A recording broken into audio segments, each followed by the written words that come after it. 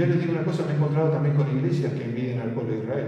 Todas aquellas iglesias que tienen la teología del reemplazo, se han adueñado, si bien el tema de Dios es para Israel y también es para vos si crees. Esto dice, no, ya para Israel no, es todo para mí. Eso es envidia. Eso dentro del corazón es envidia. Dentro del corazón es envidia. Acá lo dice clarito. ¿Qué más dijo? Dice, esto pasará antes de la venida del Mesías. Se levantará el mar, bueno, ya lo sabemos dónde se fue, a dónde ha andado y por todo ha andado. Y hay una cosa, oremos por Argentina, por favor, porque acá todavía fueron 2 atentados contra la Embajada de Israel y contra la AMIA, y un tercer atentado, la muerte de Nisman, y todavía no tenemos solución.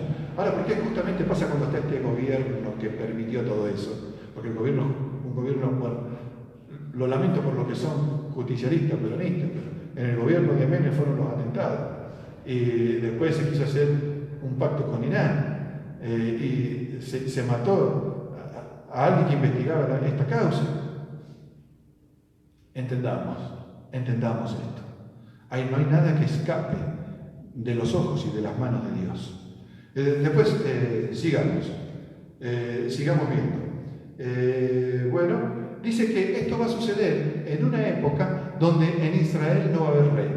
Y ustedes saben una cosa, que desde el año pasado Israel no tiene primer ministro, porque Netanyahu y Benjamín Netanyahu y Benjamín Gantz son los 2 líderes que han sacado mayor cantidad de votos y sacan casi la misma cantidad de votos los dos.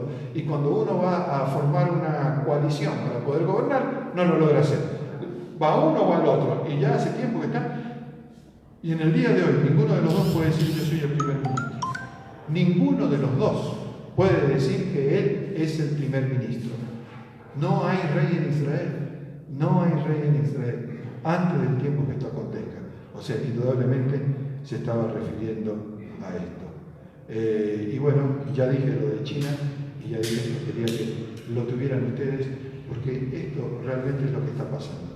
Pero bueno, Dios a su pueblo, a los que temen su nombre, a los que en Él confían, dice que ¿qué? Dice que guardará ¿en qué? En completa paz a aquel cuyo pensamiento en ti persevera, porque en ti ha confiado. ¿Qué debemos hacer? Nuestro pensamiento debe estar puesto en Dios, en sus cosas, en Él. No en todo esto que está pasando. Yo sé que es difícil, porque prendemos la televisión y se habla de lo mismo, Por internet, todas las redes hablan lo mismo y hablan de esto, tenés que hacer esto, y tenés que hacer lo otro, tenés que hacer aquí, tenés que tomar jengibre, otro que tenés que tomar limón con bicarbonato caliente, otro que tenés que aspirar vapor, otro que no tenés que hacer esto, que sí tenés que hacer lo otro, y al final la gente ya no sabe qué es lo que tiene que hacer, y todo se vuelve loco y empieza la psicosis. Pero ¿qué nos dice la palabra de Dios? Que Él guardará en completa paz a aquel cuyo pensamiento en Él persevera. Eso es lo que debemos hacer. Miren, ya casi voy a llevar 1 hora hablando, pero bueno, sigamos un poquito más, porque ahora vamos a ver esta protección de Dios. ¿Cómo es la protección de Dios? Entra en tus aposentos, cierra tras de ti la puerta, escóndete un poquito por un momento en tanto que la indignación pasa. El Señor nos está diciendo que debemos hacer. Es un tiempo nomás, es un tiempo. Pero sepamos, tampoco todavía es el fin. Es un tiempo nada más. Quiero ir a otra cosa más para ver esto. Nosotros leímos y vimos ahí también de la sangre y la casa de los hebreos en Egipto. En el día de Pascua, en el día de Pesaj, cuando murieron todos los primogénitos. Y que el ángel de la muerte, podemos decir, no entró a la casa ni le hizo el mal al pueblo de Israel. O sea, Dios nos ha dado un lugar de protección, la casa nuestra de cada uno, el hogar, porque puede haber una casa pero puede no haber hogar. El hogar es el lugar de refugio que Dios nos ha dado. ¿Por qué? Porque es su institución. Un hogar, si son todos creyentes, es una iglesia, es una comunidad de Hashem, una iglesia en miniatura. Es ahí donde, y la iglesia, nosotros decimos que es que, muchos a la iglesia le llaman ¿qué? El templo. Entonces hay algo, ustedes saben que hay una fiesta, que es la fiesta de Sukkot, que se le llama también la fiesta de las cabañas. Esta fiesta de Sukkot estaba destinada para que el pueblo de Israel, durante una semana que se da entre octubre y septiembre, entre septiembre y octubre de todos los años, durante una semana, el pueblo de Israel recordara que había vivido, ¿en dónde? En Egipto. O sea que las cabañas que hacían, las cabañas que construían, representaban las casas de Egipto. Y en esas casas, ¿donde qué? Donde Dios lo había librado a ellos de qué? De la muerte. ¿Por qué? Porque Dios estaba con ellos. Y eso es lo que quiere decir esa palabra tabernáculo. Tabernáculo es la habitación de Dios en la tierra. Tu corazón, si tú eres creyente, en tu vida, en tu alma, en tu corazón, en tu familia, está habitando Dios. Entonces, de ahí viene la palabra Sukkah. Y fíjense ustedes, ahora vamos a leer el Salmo 27, verso 5, verso 4 para empezar. Dice así: una cosa he demandado a Adonai y esta buscaré, que esté yo en la casa de Adonai todos los días de mi vida, para contemplar la hermosura de Adonai y para inquirir en su templo.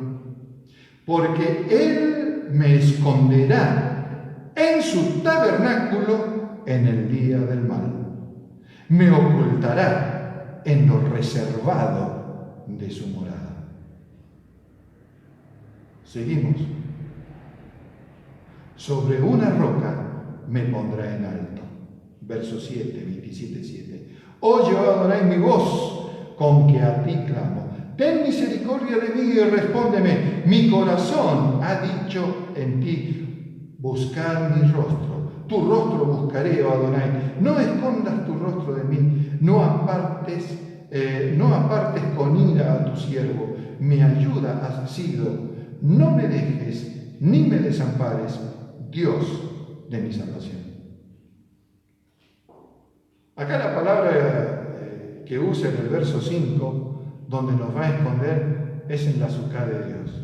Miren, la Sukkah y la morada de Dios es la tienda de Dios. La tienda de Dios es el tabernáculo. Acuérdense que en el desierto Dios habitaba en el tabernáculo, en una tienda. O sea que hay una palabra también que la define, que es la palabra Mishkan, la palabra Sukkot y la palabra tienda. Esas son las tres palabras que se refieren a esto. Y ambas son moradas de Dios, y Dios nos invita a su morada. Y nuestra morada, pues por eso los hace que hagan una enramada. También es la otra forma que se le dice a la palabra Sukkah. ¿Cuál era la diferencia entre las casas de Egipto y la Sukkah que se hace en la fiesta de los tabernáculos?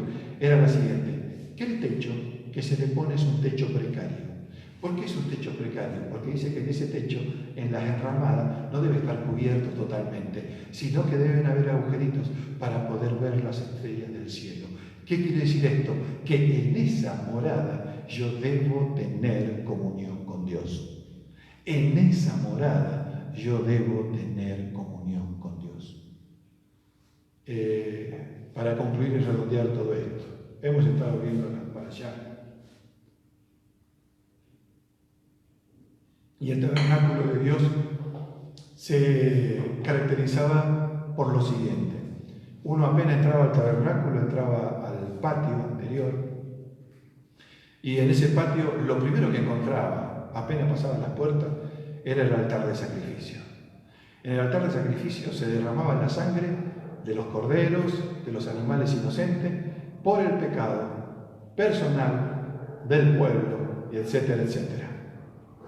5 tipos de sacrificios había. Luego, ¿qué encontramos? Encontrábamos un lavacro. Ahora, vamos a volver al altar de bronce, al altar del sacrificio, que era lo primero que encontrábamos allí. En ese altar del sacrificio, donde era derramada la sangre, eso es figura, porque todos esos sacrificios simbolizaban, eran sombra del único sacrificio de una vez y para siempre que dice el libro de Hebreos, el derramamiento de sangre del verdadero Cordero de Dios que quita el pecado del mundo. Nosotros no podemos seguir más allá si no hemos sido limpiados con la sangre del Mesías. Luego tenemos el lavacro que era para que se lavaran antes de entrar al santuario. Y eso es lo que debemos hacer nosotros todos los días, lavarnos. y como así se lavan las manos para que no tenga ningún virus y asearse también completamente. A veces se aseaban los sacerdotes para entrar al lugar santo. Y en el lugar santo, ¿qué es lo que había? Estaba el candelabro y la mesa de la proposición. Y ambas eran figuras del Mesías. Uno, la luz del mundo, y el otro, el pan de vida. Una representa también el testimonio del creyente y otro representa el alimento del creyente, la palabra de Dios. El aceite de la unción también, el aceite para que ardieran las lámparas. Eso representa el poder del Espíritu Santo en cada vida que hace arder eso. Y luego estaba el altar del incienso.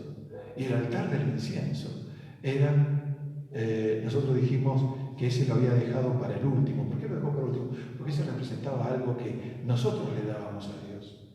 Porque la ofrenda la dio Dios por nosotros en el altar del sacrificio. Fue Yeshua una provisión de Dios. Dios proveerá cordero para el holocausto. Pero acá, en el incienso, es algo que nosotros debemos hacer. El altar del incienso dice que el incienso son las oraciones justas de los santos. Yo se lo dije el otro día. Y acá, ¿qué es lo que pasó? Ahí estaba Aarón y Moisés, tirados al piso, clamándole a Dios para que no matara a todo el pueblo que había murmurado contra ellos.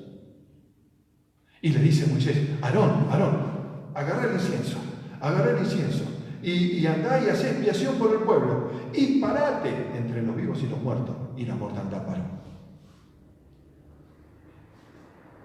El incienso es la oración del justo y del santo.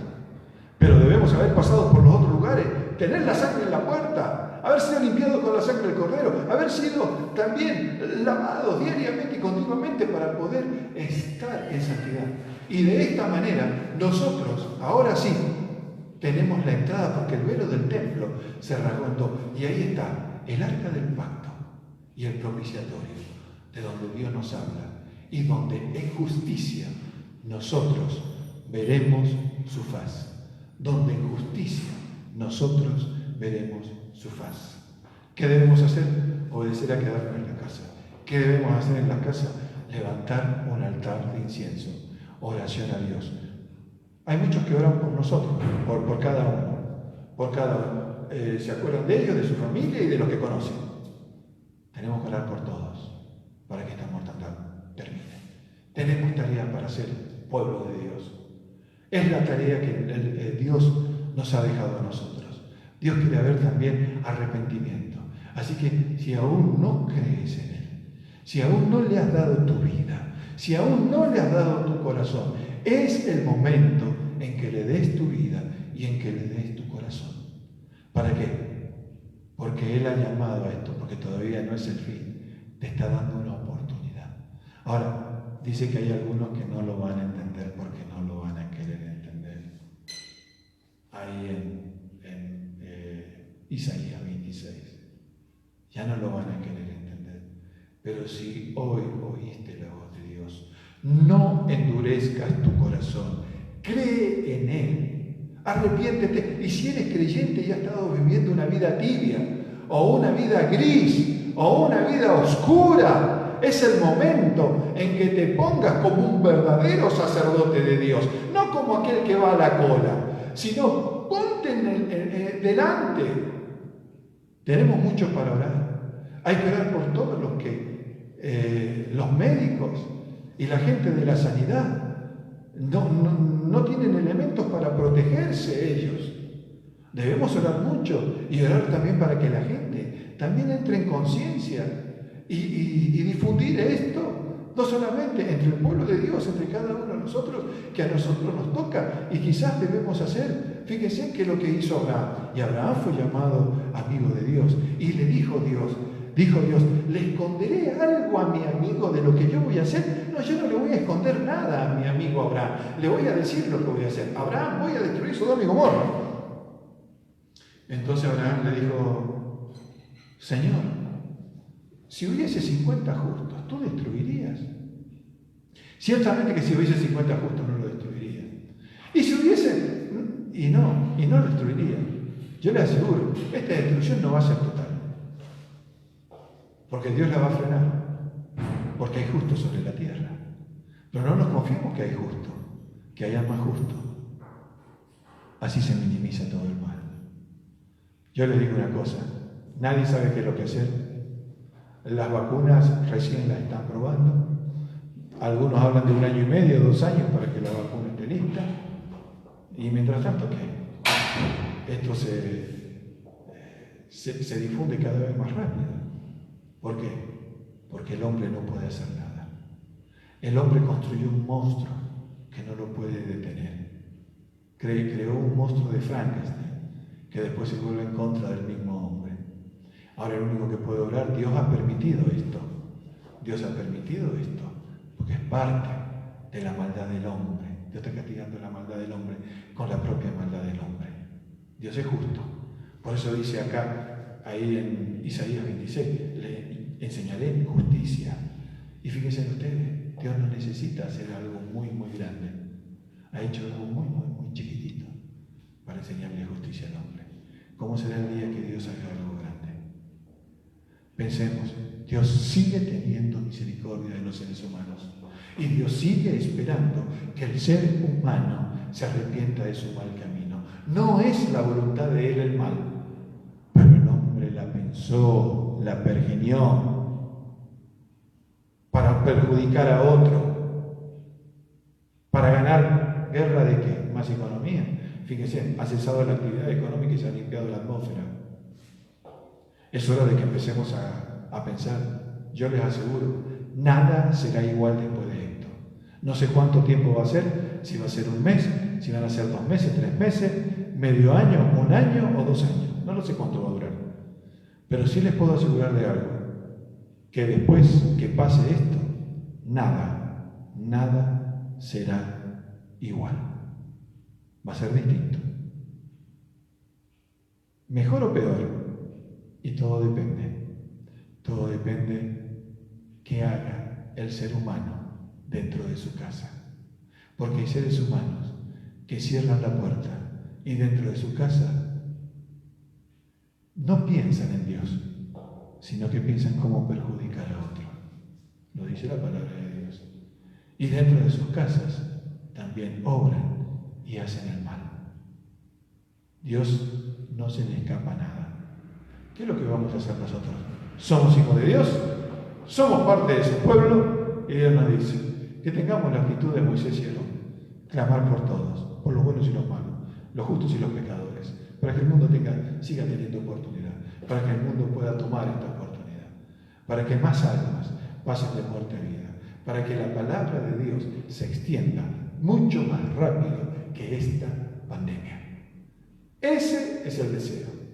Miren, ahí leí el otro día de unos médicos ateos que llegó un pastor con la enfermedad. Falleció el pastor, por supuesto, pero iba con su Biblia y le transmitió paz a todos y le dijo la verdad. Dios le está llamando hoy en día. Un día, hoy o mañana, o dentro de 10 años, o cuando le toque, un día usted se encontrará frente a la muerte y tendrá que darles cuenta a Dios. ¿Está preparado usted para ese día? Eso es lo que Dios quiere que nosotros entendamos, que no es la economía, que no es todo lo que poseamos, que no es todo lo que podamos lograr, que no es todo lo que podamos saber. No, hay una realidad para nosotros. ¿Qué ganará el hombre si granjea a todo el mundo, pero pierde su alma? Para Dios es más importante el alma. Y si nosotros obramos y almas son salvadas, esto mañana puede terminar. Dios tiene el poder para hacerlo. Ahora, ¿por qué no lo hace? Porque muchas veces depende de los seres humanos. ¿Qué hacemos nosotros? ¿Qué merecemos? Dios es justo. Dios no es injusto. Entonces nosotros debemos partir de eso. Confiar en Él. Por eso nuestro pensamiento debe estar puesto en Él. No amargarnos. Es más, la palabra dice de Dios, erguíos, porque vuestra redención está cerca a los que creen. Y los que no creen, yo hago una pregunta. Yo me preguntaba el otro día, si hoy viniese el Señor, antes de que pasara todo esto, si hoy viniese el Señor, ¿qué pasa con aquellos hijos de creyentes que no creen en Dios? Se van a quedar. Se van a quedar, no van a saber qué es lo que pasó. Hoy Dios te da una oportunidad, te está diciendo el principio de dolores, pero todavía no es el fin. O sea, mientras no sea el fin, vos tenés una oportunidad. Mientras no sea el fin, tenés una oportunidad. Vas a aprovechar esa oportunidad. Es lo que debes hacer, aprovechar esa oportunidad y cambiar para bien. cambiar. Si antes no creías en Dios, ahora debes creer en Dios. Si antes estabas transgrediendo las leyes de Dios y las leyes naturales, porque las leyes naturales, a las leyes de la naturaleza las puso Dios. No hombre con hombre y mujeres con mujeres. Si no diga, pues Dios creó a un hombre y a una mujer y creó la familia. Hombre con hombre no puede haber familia y mujer con mujer no puede haber familia. Y eso es ir en contra de los designios de Dios, es ir en contra directamente de la palabra de Dios. Y Dios te ha dado una oportunidad para que el hombre se arrepienta. Pero hay algunos que ya tienen el cerebro cauterizado y su conciencia mala. Y entregados a una mente reprobada, dice. Vas a dejar que tu mente siga siendo reprobada. Vas a dejar que tu mente siga siendo adúltera. Vas a dejar que tu mente y tu lengua sigan hablando lo que no conviene. Vas a dejar de hacerle daño al prójimo. Deja de hacerle daño al prójimo en tu pensamiento y vas a ver cómo nunca más le vas a hacer daño. Hay muchas personas que le cumplen un montón de preceptos, pero no le han dado todavía todo su corazón y su pensamiento a Dios. Fíjense, que Él guardará en completa paz a aquel cuyo pensamiento en Él persevera. ¿En qué gastas tu tiempo? ¿En cómo tener un mejor auto? ¿Cómo tener una mejor casa? ¿En cómo tener un mejor trabajo? ¿En cómo embromar a otro? ¿O en cómo que el otro pase vergüenza y vos la pases mejor? ¿En qué gastas tu pensamiento? Dice que Dios guardará en completa paz a aquel cuyo pensamiento en Él persevera. En Dios persevera. Si tu pensamiento no está perseverando en Dios, todos tus pensamientos son vanos. Todos tus pensamientos son vanos. Y ahí cambiará tu actuar. Y ahí pasarás de ser un árbol malo a ser un árbol bueno. Y a dar fruto que glorifique el nombre de Dios.